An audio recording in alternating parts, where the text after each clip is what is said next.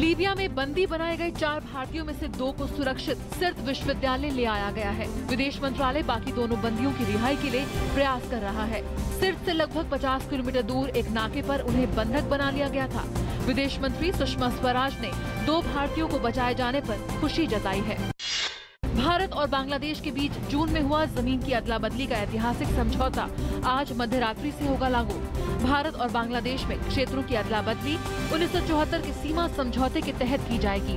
प्रधानमंत्री नरेंद्र मोदी की बांग्लादेश की यात्रा के दौरान इस समझौते को पहनाया गया था अमली जामा। आंध्र प्रदेश और तेलंगाना के बुनकरों के एक प्रतिनिधि मंडल ने आज प्रधानमंत्री नरेंद्र मोदी से मुलाकात की और 7 अगस्त को राष्ट्रीय हथकरघा दिवस घोषित करने के लिए उनका धन्यवाद दिया। प्रतिनिधि मंडल ने बैठक के दौरान प्रधानमंत्री को हथकरघा क्षेत्र से संबंधित अपने सुझावों और जानकारी से भी अवगत कराया। मॉनसून सत्र के दूसरे हफ्ते का आखिरी दिन भी संसद में हंगामे की भेंट चढ़ गया। दोनों सदनों में ललित मोदी प्रकरण छाया रहा और विपक्ष ने मध्य प्रदेश के मुख्यमंत्री शिवराज सिंह चौहान और विदेश मंत्री के इस्तीफे की मांग की। विपक्ष के लगातार व्यवधान के बीच दोनों सदनों की कार्रवाई सोमवार तक स्थगित कर दी गई।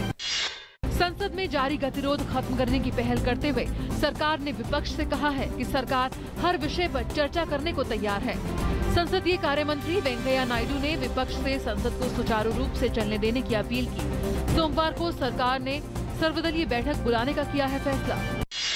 केंद्रीय गृह मंत्री राजनाथ सिंह ने कहा कि सरकार देश की एकता और अखंडता पर किसी भी हमले का मुंह तोड़ और तुरंत जवाब देने के लिए प्रतिबद्ध है। लोकसभा में बयान देते हुए राजनाथ सिंह ने कहा कि सीमा पार से हो रही आतंकवाद की सभी गतिविधियों को रोकने के प्रति सरकार दृढ़ है। दिल्ली की विशेष अदालत ने कोयला घोटाला मामले में आपराधिक षड्यंत्र रचने के मामले में झारखंड के पूर्व मुख्यमंत्री मधु कोड़ा और 8 अन्य के खिलाफ आरोप तय करने के दिए आदेश। व्यापम घोटाला मामले में उच्चतम न्यायालय ने सीबीआई को सभी 185 मामले को अपने हाथ में लेने के लिए 3 और हफ्तों का समय दिया। सुप्रीम कोर्ट ने सीबीआई की मांग पर इस मामले में विशेष सलाहकार नियुक्त करने के लिए 6 हफ्तों का भी समय दिया। मामले की अगली सुनवाई 24 अगस्त मुकर्रर की गई है। कांग्रेस उपाध्यक्ष राहुल गांधी ने आज एफटीआईआई के छात्रों को समर्थन देने और उनसे बातचीत करने के लिए पुणे का दौरा किया। राहुल ने एक्टर और भाजपा सदस्य गजेंद्र चौहान को संस्थान का अध्यक्ष बनाए जाने का विरोध कर रहे एफटीआईआई छात्रों का समर्थन किया। उन्होंने कहा कि उनकी मांग जायज है और सरकार को छात्रों से बात करनी चाहिए।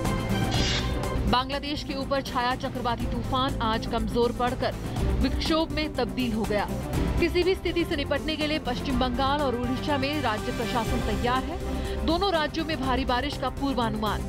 समुद्र में मौसम की खराब स्थिति को देखते हुए मछुआरों को समुद्र में नहीं जाने की सलाह दी गई। बॉम्बे हाईकोर्ट ने महाराष्ट्र सरकार के फूड एंड ड्रग्स एडमिनिस्ट्रेशन और केंद्र सरकार के खाद्य सुरक्षा मानक प्राधिकरण द्वारा मैगी पर प्रतिबंध लगाए जाने के आदेश को चुनौती देने वाली नेस्ले की याचिका पर अपना फैसला 3 अगस्त तक सुरक्षित रख लिया है। FSSAI ने 5 जून को मैगी के 9 उत्पादों पर रोक लगा दी थी। सरकार ने कहा है कि इस साल सितंबर तक सरकारी बैंकों में 20,000 करोड़ की पूंजी डालेगी। इसमें से 10,000 करोड़ रुपए कमजोर बैंकों को दिए जाएंगे। सरकार ने NPA में इस तिमाही में सुधार होने की संभावना जताई है। श्रीलंका के कोलंबो में आज एक चुनावी रैली में हुई गोलीबारी से 1 की मौत और 16 के घायल होने की खबर है। पुलिस के मुताबिक कुछ अज्ञात लोगों ने यूनाइटेड नेशनल पार्टी के समर्थकों पर उस समय गोलीबारी की जब वे चुनावी अभियान में हिस्सा ले रहे थे। पीड़ित व्यक्ति चुनाव के उम्मीदवार वित्त मंत्री रवि करुणानायक के समर्थक बताए जाते हैं। भारत के ऑफ स्पिनर आर अश्विन को आज खेल मंत्री सर्बानंद सोनोवाल ने अर्जुन पुरस्कार से सम्मानित किया। अश्विन ने हाल के वर्षों में सीमित ओवर क्रिकेट में भारत का नेतृत्व किया और बेहतरीन प्रदर्शन किया था। अश्विन इंग्लैंड दौरे पर थे। यही वजह है कि वे राष्ट्रपति भवन में आयोजित समारोह के दौरान मौजूद नहीं थे।